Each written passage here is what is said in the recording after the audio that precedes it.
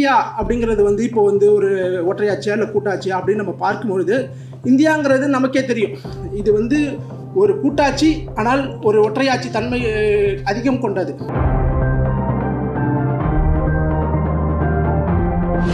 இந்தியாங்கிறது முதல்ல தேசம் அப்படிங்கிற ஒரு கற்பிதம்ங்கிறதே வந்து ஒரு பொய் அப்படிங்கிற ஒரு கருத்தை பெரியார் வச்சிருந்தாரு. ஒரு வகையில் அம்பேத்கரும் அதை ஒத்துக்கிறார்.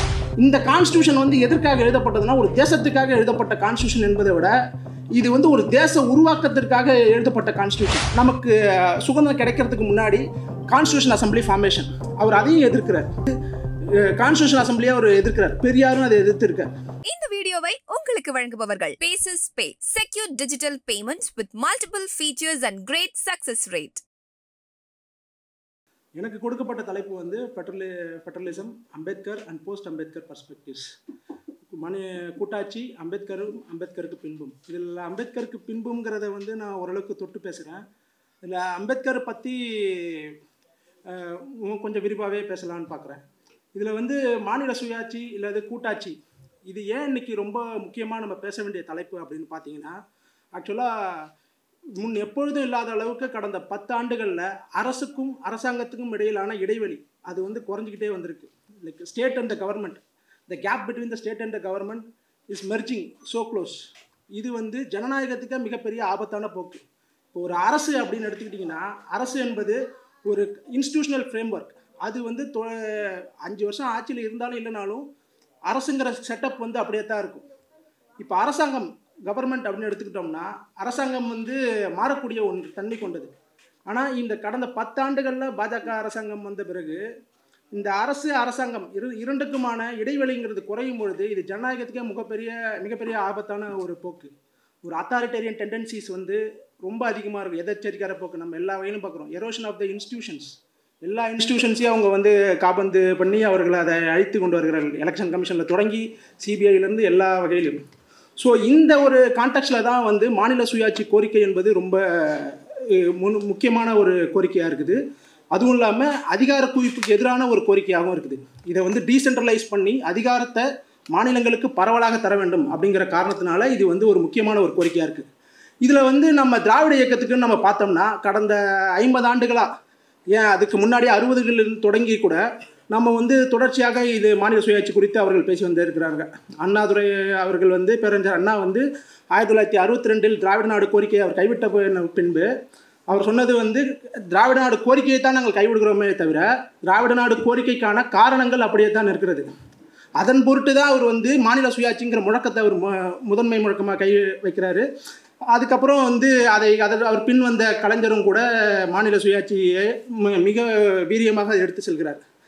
அது மாநில சுயாட்சியை வந்து சட்டமன்றத்தில் வந்து தனிநபர் ஆராயறதுக்காக மத்திய மாநில அரசுகளுக்கு இடையான உறவை ஆராய்வதற்காக ராஜமன்னார் தலைமையில் 3 நபர் குழு வந்து 1969 போடப்பட்டு பின்பு அது 71 சமர்ப்பிக்கப்பட்டு அதற்கு திமுக சார்பில் இராசெழியன் மற்றும் மாறன் தலைமையிலான குழுக்கள் ஆராய்ந்து பிறகு அதற்கு சட்டமன்றத்தில் விவாதங்கள் நடந்து அதை வந்து அனுப்பணும். இந்த தீர்மானத்தோட 50வது ஆண்டு தான் இப்போ நம்ம இந்த சொற்பொழிவுங்கிறது அதை நினைவு கூட்டும் விதமாக தான் இருக்குது. இந்த திராவிட இயக்கத்துக்கு இப்படிப்பட்ட பாரம்பரியம் இருக்கும்போது அம்பேத்கர் இதில் எப்படி ஒரு முக்கியத்துவம் பெறுகிறார் அப்படின்னு பார்த்தா, அம்பேத்கருக்கு கான்ஸ்டியூஷன் அது உருவாக்கத்தில் 1920லேருந்தே அவருக்கு மிகப்பெரிய பங்கு இருக்குது. 1920 தொடங்கி 1956 வரை அரசியலமைப்பு சார்பாக நடைபெற்ற அத்தனை விவாதங்களிலும் அவர் தொடர்ச்சியாக எழுதியும் பேசி வந்திருக்கிறார். Be it a Dalit issue or a non-Dalit issue, he has always commented and he has always written something about the constitutional body. 1909 Indian councils act, அன்றைய அரசியல் அமைப்பு, மின்டோ மார்லே சீர்திருத்தங்கள்னு சொல்கிறோம்ல,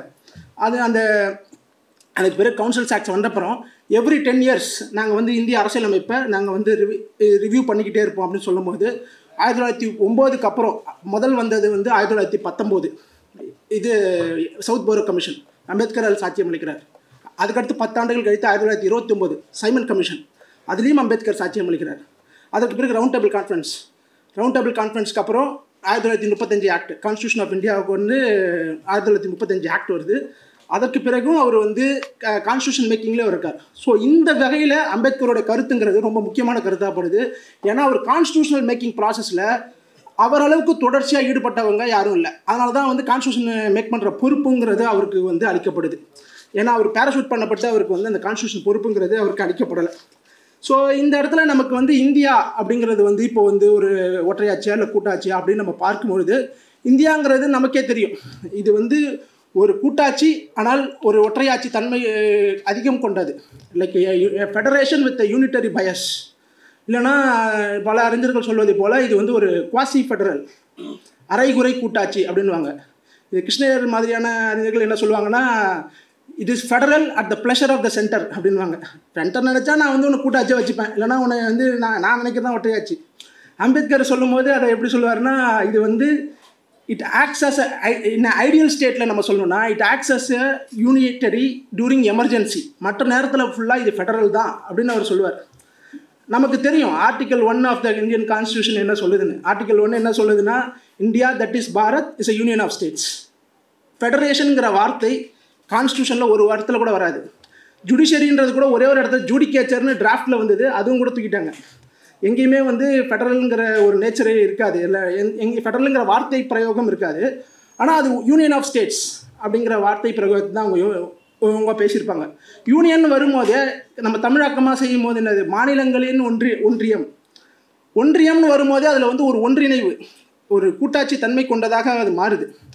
அப்போ அந்த ஒன்றியம்ங்கிற வார்த்தை பிரயோகத்துக்கு அம்பேத்கர் சொல்வது வந்து என்னென்னா, இது வந்து ஒரு இந்தியாங்கிறது மற்ற அமெரிக்கா போல, federalism in it's real sense மாதிரி அமெரிக்கா போல இது வந்து பல நாடுகள் ஒன்றிணைந்து இது உருவாக்கிய கூட்டாட்சி இல்லை. இது வந்து நிர்வாக வசதிக்காக ஆல்ரெடி உருவாக்கப்பட்ட ஒரு நாட்டில் நிலைநிறுத்தப்பட்ட ஒரு கூட்டாட்சிங்கிறப்போ இந்த கூட்டாட்சி வந்து இப்படி ஒன்றியங்கிற வார்த்தையை நம்ம பயன்படுத்தணும்னு அவசியம் இல்லை. இப்போ ஃபார் எக்ஸாம்பிள் அவர் அதுக்கும் வந்து அவருக்கு வந்து விளக்கம் என்ன சொல்லுவார்னா, சவுத் ஆஃப்ரிக்கா மாதிரியான ஒரு யூனிட்டரி ஸ்டேட்டும் யூனியன் தான் பயன்படுத்துது, இல்லை கனடா மாதிரியான ஒரு ஃபெடரேஷனும் யூனியன் தான் பயன்படுத்துது. ஆனால் நம்ம இங்கே வந்து நம்ம ஃபெடரேஷன் அப்படிங்கிறத வந்து பதிலாக யூனியன் பயன்படுத்த காரணம் வந்து இந்த சென்ட்ரிபியூகல் ஃபெடரலிசம்னு சொல்லுவாங்க ஆங்கில அறிஞர்கள். சென்ட்ரிபியூட்டல்னால் வந்து மைய நோக்கு, எல்லாமே ஒன்றிணைந்து வர்றது. அமெரிக்கா மாதிரியான இது வந்து சென்ட்ரிபியூகல் ஃபெடரலிசம்ங்கிறது நம்ம இந்தியா மாதிரியான ஃபெடரலிசம். ஸோ இந்த ஃபெடரலிசம் வந்து இருக்கும் பொழுது அதை அம்பேத்கர் வந்து இதை நம்ம ஃபெடரேஷன் சொல்ல தேவையில்லை, நம்ம இதை யூனியன்னு சொல்லிக்கலாம் அப்படிங்கிறதுனால தான் இந்த யூனியன்கிற பகுதி வந்து இதில் வந்து முக்கியமாகுது. இதில் இன்னொரு விஷயம் வந்து இது வந்து முக்கியமாக நம்ம கணத்தில் எடுத்துக்கணும். இதில் வந்து தோழர் சுபகுணராஜன் கூட இதை பற்றி பேசியிருந்தார் போன வாரத்துக்கு முன்னாடி. இந்தியாங்கிறது முதல்ல தேசம் அப்படிங்கிற ஒரு கற்பிதம்ங்கிறதே வந்து ஒரு பொய் அப்படிங்கிற ஒரு கருத்தை பெரியார் வச்சுருந்தார் அப்படிங்கிற விஷயத்த சுபகுணராஜன் தோழர் பேசியிருப்பார். கிட்டத்தட்ட சொல்லணும்னா அது வந்து ஒரு வகையில் அம்பேத்கரும் அதை ஒத்துக்கிறார். அம்பேத்கர் பல இடங்களில் ஒத்துருக்கார். நீங்கள் சைமன் கமிஷனில் அம்பேத்கர் பேசும்போது ஒரு வார்த்தை சொல்லியிருப்பார், த மோஸ்ட் வைட்டல் சென்ஸ், கரெக்டாக சொல்லணும்னா ஒரு நிமிஷம்,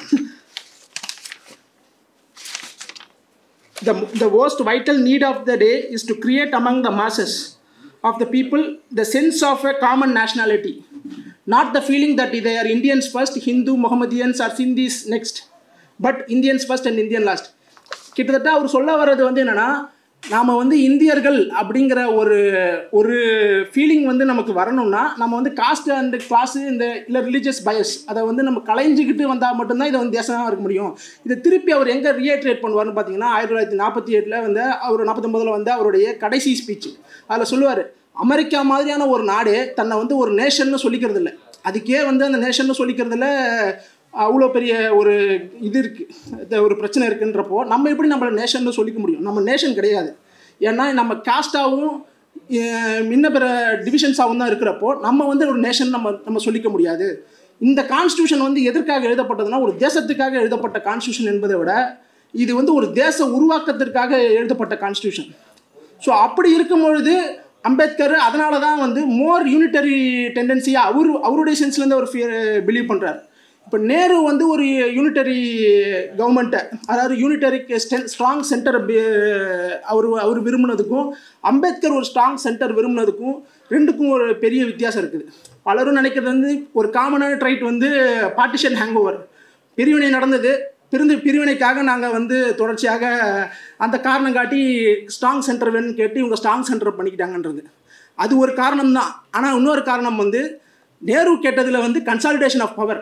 அப்போ வந்து மாநிலங்களில் பூரா காங்கிரஸ் ஆட்சி, மத்தியிலும் காங்கிரஸ் ஆட்சின்னு இருக்கப்போ consolidation of power with centre and அவங்க நினச்ச ரிஃபார்ம்ஸை இம்ப்ளிமெண்ட் பண்ண முடியும்னா ஸ்ட்ராங் சென்டர் அவங்களுக்கு வந்து மோர் பீசிபிளாக இருக்கும்.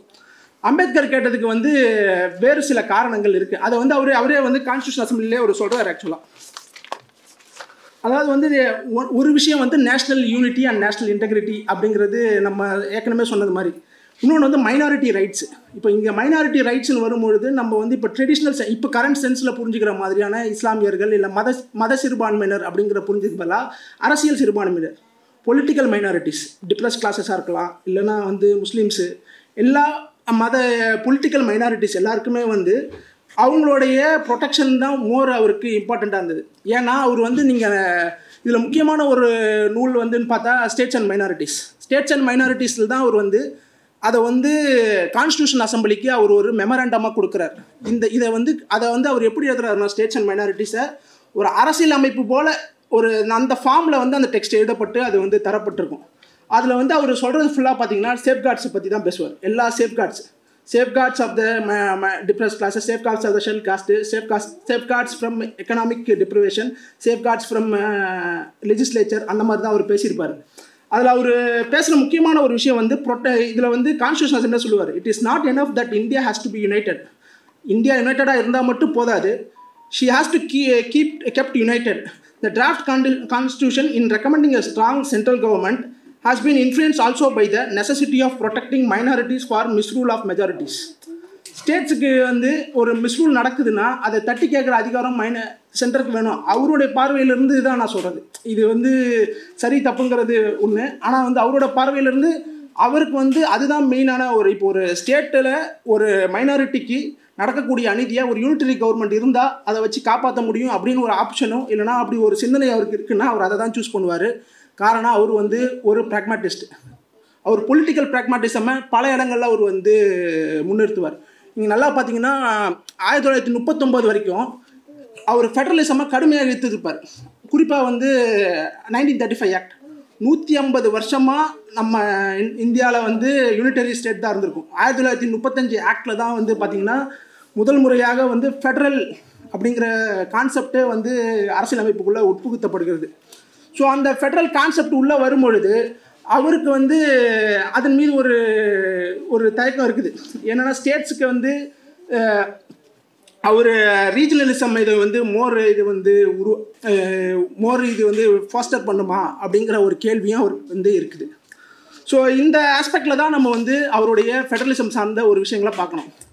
ரெண்டாவது ஆஸ்பெக்ட் வந்து நமக்கு சுதந்திரம் கிடைக்கிறதுக்கு முன்னாடி கான்ஸ்டியூஷன் அசம்பிளி ஃபார்மேஷன், அவர் அதையும் எதிர்க்கிறார்.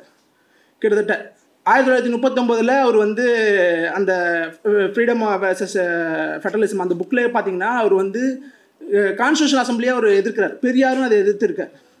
பெரியார் என்ன சொல்லி எதிர்த்தாருன்னா, இவங்களாம் ரியல் ரெப்ரசன்டேட்டிவ்ஸ் ஆஃப் த பீப்புளா, இவர்கள் எலெக்டட் ரெப்ரசன்டேட்டிவா கிடையாது, இவர்கள் வந்து ஒரு ராஜாக்களும் 93 பிரின்ஸ்லி ஸ்டேட்லேருந்து அதிகாரிகளை கொண்டு போய் அங்கே உட்கார வச்சுக்கிட்டு நீ வந்து என்ன கான்ஸ்டியூஷனை மேக் பண்ணிட முடியும்னு கேட்குறாரு. அந்த கேள்வியை அம்பேத்கருமே கேட்டிருக்காரு. ஆக்சுவலாக அவர் என்ன சொல்கிறாருன்னா, இதில் மைனாரிட்டிஸ்க்கு என்ன ஸ்பேஸ் இருக்குது, யார் இங்கே மெஜாரிட்டியாக இருக்கிறா, கான்ஸ்டியூஷன் அசம்பிளின்னு ஒன்று உருவாக்கம் நடைபெற்றா அதில் வந்து யார் வந்து மெஜாரிட்டியாக இருப்பா, அவனுக்கு என்ன ரோல் இருக்குது. அது கிட்டத்தட்ட உண்மையும் கூட. 69% உறுப்பினர்கள் காங்கிரஸ் கட்சியின் உறுப்பினர்களாக தான் இருந்தாங்க போஸ்ட் கான்ஸ்டியூஷன் அசம்பிளி ஃபார்மேஷன். அப்படி இருக்கும்போது அந்த பில்லு வந்து இவங்க கொடுக்குற டிராஃப்ட்டு எப்படி ஏற்றுக்கொள்ளப்படுமா அப்படிங்கிற ஒரு கேள்வி இருக்குது. ஸோ அந்த ஆஸ்பெக்டில் அவர் வந்து கான்ஸ்டியூஷன் அசம்பிளியோட ஃபார்மேஷன் எழுதியிருக்காரு. அவருடைய கருத்து என்னென்னா, ஒரு ஃபெடரல் கான்ஸ்டியூஷன் நம்மள்கிட்ட ஆல்ரெடி கொடுத்துட்டாங்க 1935 ஆக்ட். அதில் இருக்கிற காலனி அதாவது கவர்னர்களுக்கு கொடுக்கப்பட்ட அதிகாரங்களை நீக்கிட்டு இதை மோர் ஃபெடரலாக வச்சு நீங்கள் கான்ஸ்டியூஷனை இம்ப்ளிமெண்ட் பண்ணுங்கள். நீங்கள் இது கான்ஸ்டியூஷன் அசம்பிளின்னு நீங்கள் போனீங்கன்னா என்ன நடக்கும் அப்படின்னா, அதிகார குவிப்பு வந்து ஒரு பக்கம் நடக்கிறது ஒரு பக்கம், இன்னொரு பக்கம் வந்து காங்கிரஸ் கட்சியோட விருப்பம் தான் வந்து நாட்டின் மீது திணிக்கப்படும் அப்படிங்கிற ஒரு போக்குலையும் அவர் வந்து அதை கடுமையாக வந்து விமர்சிக்கிறாரு. இதில் இன்னொன்று வந்து என்னென்னா, கிரிப்ஸ் கமிஷன் கான்ஸ்டியூஷன் அசம்பிளியும் அங்கே வந்துருச்சு. அதுக்கு முன்னாடி வந்து கிரிப்ஸ் கமிஷன் வருது. இதை துபகுணராஜன் தோழரும் அவரும் கூட அதை வந்து ஹைலைட் பண்ணியிருப்பார் அந்த டைமில். அதுக்கப்புறம் நம்ம தோழர்களும் கூட அதை ஹைலைட் பண்ணாங்க. கிரிப்ஸ் கமிஷன் வந்து கேபினெட் மிஷன் பிளானுக்காக இந்தியாவுக்கு வருது. வந்த கிரிப்ஸ் கமிஷன் வந்து இந்தியாவுக்கு 3 tier government, 3 tier government, weaker centre government, அதை விட கொஞ்சம் இன்டர்மீடியேட்டரி கவர்மெண்ட், ப்ராவின்ஷியல் குரூப்பிங்ஸ். அதுக்கு அடுத்து ப்ராவின்ஸஸ்க்கு செம ஸ்ட்ராங்கான ஒரு ப்ராவின்சஸை அவங்க வந்து டிக்ளேர் பண்ணாங்க. அப்போ தான் முஸ்லீம் ரைட்ஸை வந்து ஈக்குவல் பண்ண முடியும். அதை வந்து முஸ்லீம் லீகும் ஏற்றுக்கிட்டாங்க, ஜின்னாவும் ஏற்றுக்கிட்டாரு, ஈவன் காங்கிரஸும் ஏற்றுக்குச்சு. ஆனால் அதை வந்து ஒரு ஜூலை 46 வந்து ஜவஹர்லால் நேரு வந்து அதை ஒத்துக்க முடியாது. It does not bind us, it cannot control அஸ்ங்கிற மாதிரியான ஒரு ஸ்டேட்மெண்ட்டை கொடுத்து அதை உடைக்கிறாங்க. அப்புறம் பார்ட்டிஷன் நடக்குது. சப்சிக்வெண்ட்டாக அந்த 3 tier கவர்மெண்ட்டு போயிடுது. திருப்பி அதுக்கு அடுத்து வந்து கான்ஸ்டியூஷன் அசம்பிளி முறையாக கூடுறது எதுக்குன்னு பார்த்தீங்கன்னா aims and objectives of the கான்ஸ்டியூஷனை இன்ட்ரடியூஸ் பண்ணுறதுக்காக. அந்த கமிட்டியோடைய சார்பாக ஜவஹர்லால் நேரு எய்ம்ஸ் அண்ட் அப்ஜெக்டிவ்ஸை கான்ஸ்டியூஷனல் அசம்பிளிக்கு வந்து அவர் ப்ரப்போஸ் பண்ணுறாரு. இதில் கன்க்ளூஷனாக நான் சொல்லணுன்னா, இந்த ஃபெடரல் ஃபீச்சர்ஸ் ஆஃப் த கான்ஸ்டியூஷனுக்கு வந்து ஃபெடரல் ஃபீச்சரை ஸ்ட்ராங் பண்ணுறது மாதிரியான பல விஷயங்கள் கான்ஸ்டியூஷனில் மாற்றப்படணும். குறிப்பாக வந்து அம்பேத்கரே சொன்னது போல், அம்பேத்கர் அன்னைக்கு வந்து ஸ்ட்ராங்கர் சென்டரை விரும்பியிருக்கலாம். ஆனால் அவர் வந்து ஒரு ப்ராக்மாட்டிஸ்ட்டுங்கிறப்போ அவர் வந்து இன்னைய தேதியில் அவர் வந்து அதை பார்க்கும்போது அதை எப்படி பார்த்துருப்பார் அப்படிங்கிற ஒரு கேள்வி இருக்குது. இப்போ அவருடைய எக்ஸ்பீரியன்ஸ் வந்து இண்டிபெண்டன்ஸ்க்கு அப்புறம் ரிப்பப்ளிக் ஆகி ஒரு 5 வருஷத்துக்குள்ளே அவர் மறைஞ்சிடுறாரு. ஆனால் இன்றைக்கி வந்து கிட்டத்தட்ட ஒரு 75 ஆண்டுகள் தாண்டி நம்ம போய்கிட்டு இருக்கோம். நம்மளுடைய எக்ஸ்பீரியன்ஸ் வந்து கம்ப்ளீட்லி டிஃப்ரெண்ட். ஸோ அவர் வந்து எமர்சனோட ஒரு கோட்டை பயன்படுத்தியிருப்பார், consistency is a virtue of a nation. ஒரு கழுதையின் இதுதான் வந்து கன்சிஸ்டன்சி அப்படிங்கிற மாதிரி. அவர் கன்சிஸ்டண்ட்டாலாம் இருக்க மாட்டார். அவர் ப்ராக்மேட்டிக்கான பொலிட்டிக்கல் ப்ராக்மேட்டிசத்தை ரொம்ப அதிக அளவில் அவர் வந்து வலியுறுத்தக்கூடிய ஒரு ஆள் தான். ஸோ அவர் வந்து கான்ஸ்டியூஷனை நீங்கள் எத்தனை வேணா திருத்திக்கலாம் அப்படின்னு சொல்கிறதுக்கு வந்து அவர் தாமஸ் ஜெஃபர்சனோட ஒரு கோட்டை ஒன்று யூஸ் பண்ணியிருப்பார். அவருடைய கடைசி ஸ்பீச்சில் அவர் என்ன சொல்லியிருப்பாருன்னா, இந்த ஜெனரேஷன், குறிப்பாக இந்த ஜெனரேஷன் ஆர் இந்த ஹவுஸில் இருக்கக்கூடிய இப்போ இருக்கிற கான்ஸ்டியூஷன்றது இந்த ஜெனரேஷனோடைய விஷ் தானே தவிர ஃப்யூச்சர் ஜெனரேஷனை இது பைண்ட் பண்ணுங்கிற அவசியம் இல்லை. அதை வந்து அவங்க எப்படி வேணால் மாற்றிக்கலாம், அதுக்கு வந்து அவங்க 2/3 மெஜாரிட்டி இருந்தாலே போதும் அப்படிங்கிற கருத்தை வந்து அவர் சொல்லியிருப்பார். ஜஸ்ட் யூ நீட் 2/3 மெஜாரிட்டின்றது அவர் சொன்னது ஒரு ஐடியல் ஸ்டேட். நம்ம வந்து கேட்குறது கான்ஸ்டியூஷனில் ஃபெடரல் இன்னும் ஸ்ட்ராங் ஆக்கிறதுக்கான பல்வேறு கூறுகளை நம்ம மாற்றணும் கான்ஸ்டியூஷனில் அப்படிங்கிறத நம்ம சொல்கிறோம். அவங்க வந்து அம்பேத்கர் எழுதிய கான்ஸ்டியூஷனை மாற்றலாம் அப்படின்னா சொல்கிறதுலாம் சிலர் வைக்கக்கூடும்.